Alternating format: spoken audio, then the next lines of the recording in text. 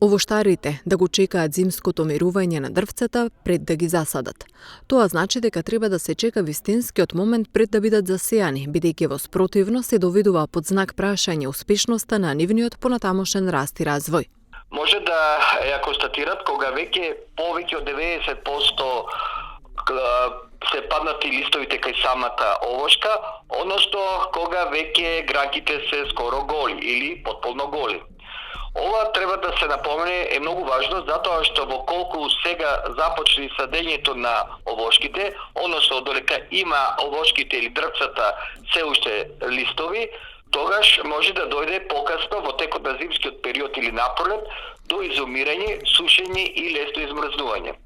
Ова настанува како резултат на тоа што сега во овој период, кога знаеме дека утринските температури се многу постудени, а во однос на дневните температури, доаѓа до припрема на овошките на тој начин што храните елементи од листовите, гранчињата и така натаму, дрвјата полека ги насочуват или трансформираат во внатрешноста, во подебелите гранки, во стеблото, односно во клетките, и на тој начин доаѓа така наречено созревањето на летораслите, гранките и друго, и овошките можат да ја презимат самата зима. Ивановски додава дека овоштарите треба претходно да го искористат периодот за да ја подготват почвата за нови садници.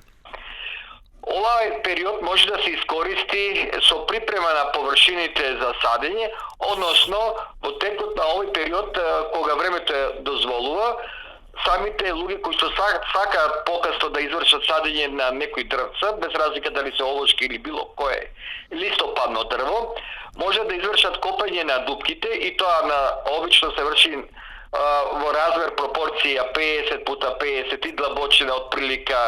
малку повеќе него што е калемот,